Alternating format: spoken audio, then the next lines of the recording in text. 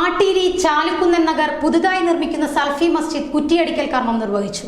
കോട്ടയ്ക്കൽ ആട്ടീരി ചാലുകുന്ദൻ നഗർ പുതുതായി നിർമ്മിക്കുന്ന സൽഫി മസ്ജിദിന് കോട്ടയ്ക്കൽ ഇസ്ലാഹി കോംപ്ലക്സ് പ്രസിഡന്റും കോട്ടയ്ക്കൽ മുനിസിപ്പൽ മുൻ വൈസ് ചെയർമാൻ പാറോളി മൂസക്കുട്ടി ഹാജി കുറ്റിയടിക്കൽ കർമ്മം നിർവഹിച്ചു.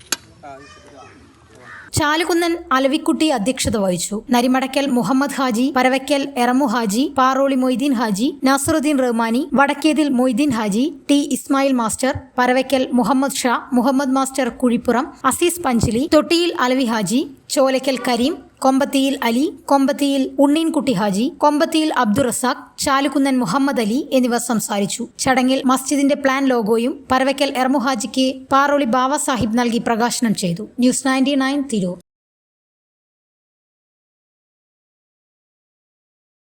35 വർഷത്തെ വിശ്വസ്ത പാരമ്പര്യവുമായി എന്നും എപ്പോഴും കൂടെയുണ്ടെന്ന വിശ്വാസം. Basith wedding mall, Basith arcade, Poonkottukulam, Tirur.